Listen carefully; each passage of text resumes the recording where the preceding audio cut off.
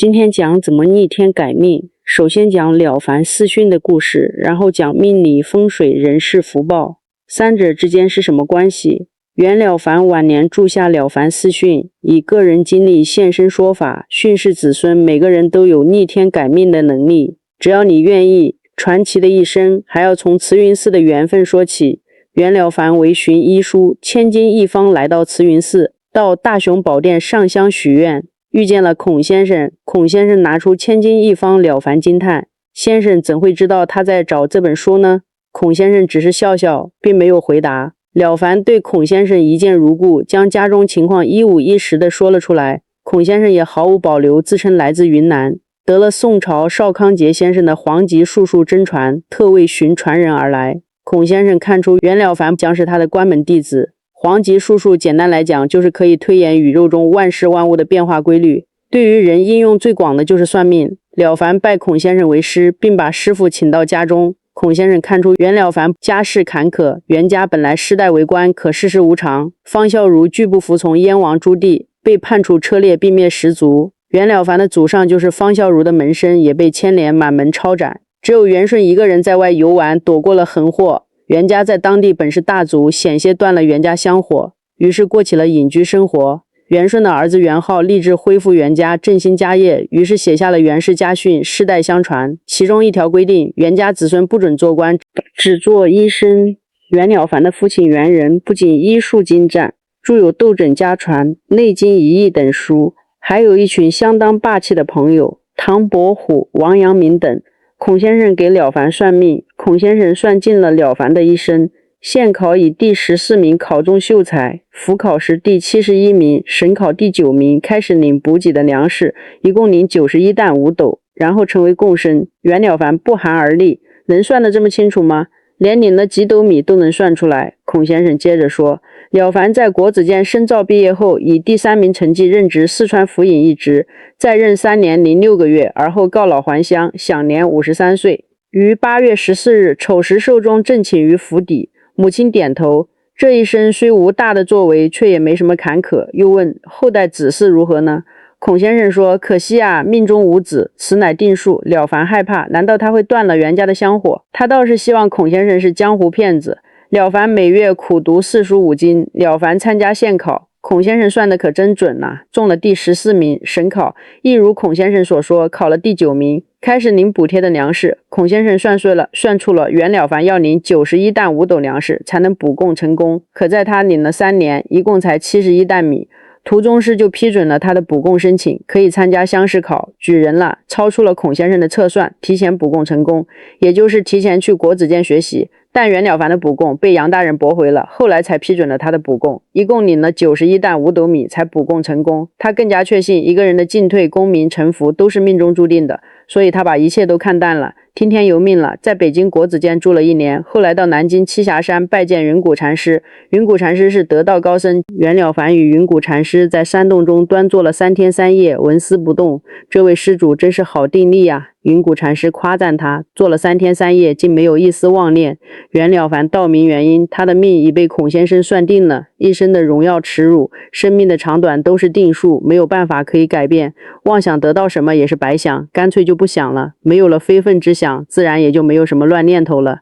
云谷禅师哈哈大笑，他本以为这是位智慧非凡的豪杰，原来只是一个凡夫俗子。袁了凡不明白，问其缘由，禅师耐心解释，凡人不可能一点胡思乱想的心都没有，否则就成了佛菩萨了。既然有胡思乱想的心，就会被阴阳所束缚。有2种人，气数并不能居住他，一是大善之人，尽管命中注定要吃苦，但因他做了极大的善事，这善事的业力就能让他由苦变甜，由贫贱短命变为富贵长寿。而极恶之人，尽管命中注定要享福，这大恶事的业力也会使他的福变成祸，富贵长寿变成贫贱短命。你被孔先生把命算定了，没有改变一丝一毫，这不是彻彻底底的凡夫吗？命是由个人前因所定，运则可以随缘而转。听了禅师的话，袁了凡又重新燃起了希望。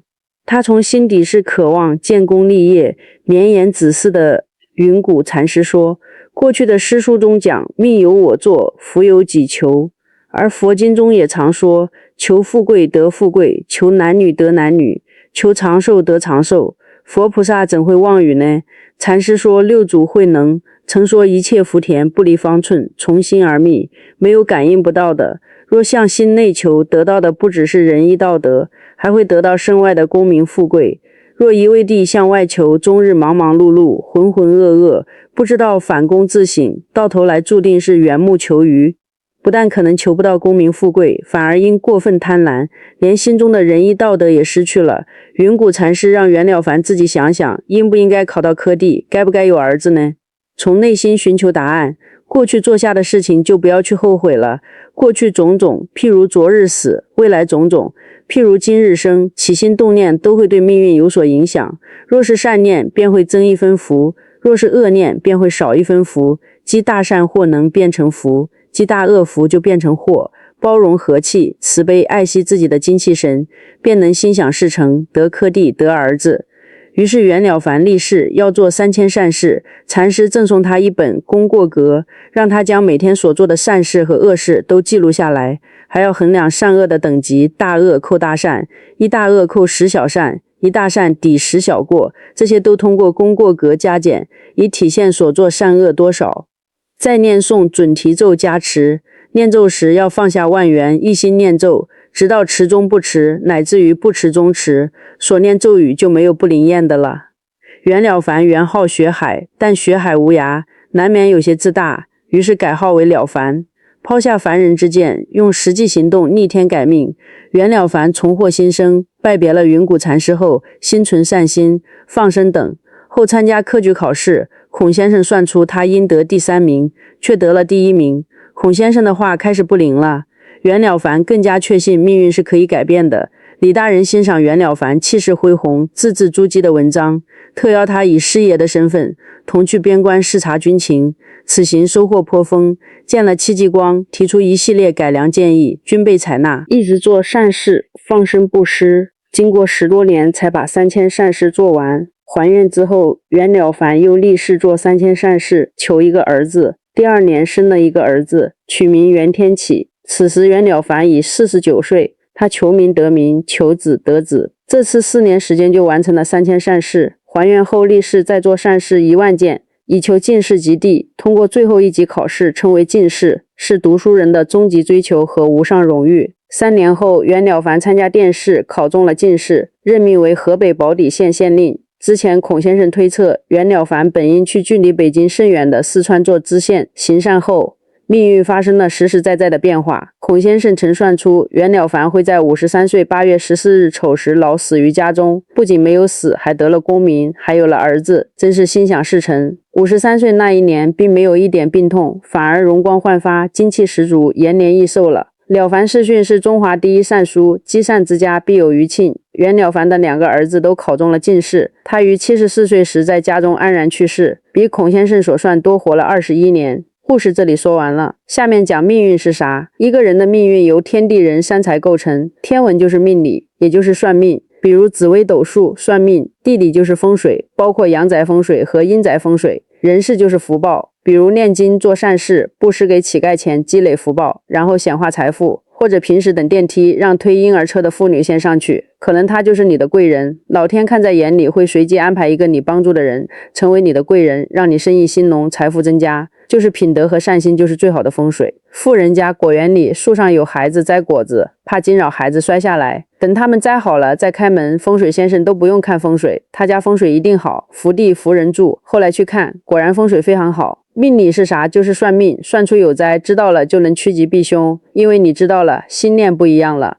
有了防备心，这也是为啥算命之后后面的不准了。就像预言天灾，说出来了可能就不会发生，这是所有人心念的力量。算命就是趋吉避凶，看大运好不好，好的话自己想法都是对的，不用听别人的，只听自己的。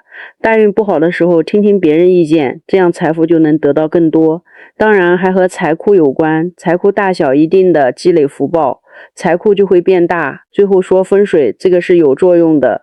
阴宅风水一般是祖父祖母影响孙子辈，因为对于自己父母，他们人生大事基本定了，所以祖父祖母的阴宅风水影响孙子，也就是一个逢管3代，爷爷奶奶在龙脉上，孙子辈就会出很大的人物。就是在下葬的时候，风水师是知道后代情况的，比如发几房，一般风水师都会稍微偏移一点，小夫小官即可，太大了怕背不动业力。有人说了，他父亲的祖父辈阴宅风水对他家不利，他家父亲辈6个儿子，他家是第6个儿子。风水师说发5房，5房升官发财，有1房会折损，就是没有儿子，他家叔叔伯伯瞒着他家，结果他家确实没有儿子，出生的2个儿子都夭折了。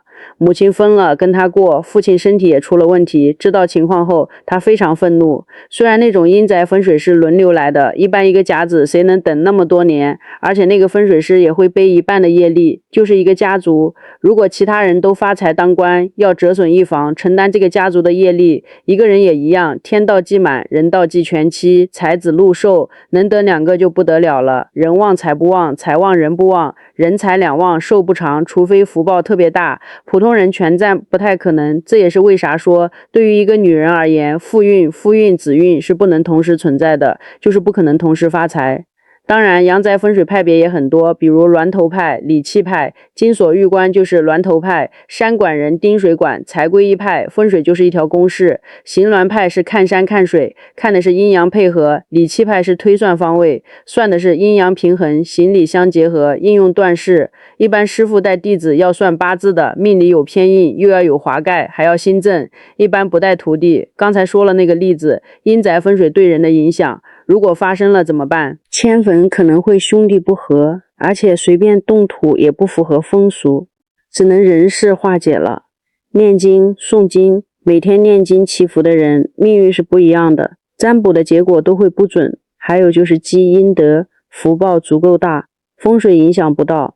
前面云谷禅师说了，即使不好的命，大善之人也可以由祸变福，化解方法不一。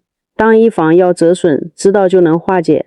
到外地去脱离关系，孩子跟母亲姓，离婚，私生子就能解决，只要和男的没关系就影响不到，这也是一种化解，不用诵经积阴德，不知道只能按命走了。所以为啥不建议用术数延寿，比如知道哪一天提前做头七，让相出现，这样就会抓错人。或者2个名字一样的邻居，一个病重，结果抓错了病重的好了，后人可能就要承担业力，亏的一方补给后人福报，或者下一辈子再补。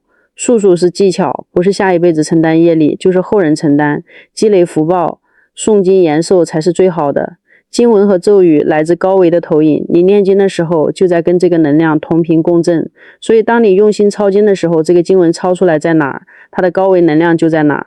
所以经在佛在，特别是那个大德写的经，他修炼到那个境界，他直接在那个状态写的时候，他那个境界带来的就是高维境界。所以命运就是天文、地理、人事3部分组成的，普通人当然顺其自然也可以。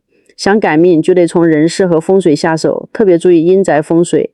改命难是因为不知道事情发生了才知道，只要知道了就有办法，起码可以把不好的影响化解掉，然后根据自己所求，小富就用阳宅风水就行了，大富靠命靠福报。道德经、金刚经、地藏经那些老板都会读的书，不管发家之前读还是想保住财富，这就是玄学的力量。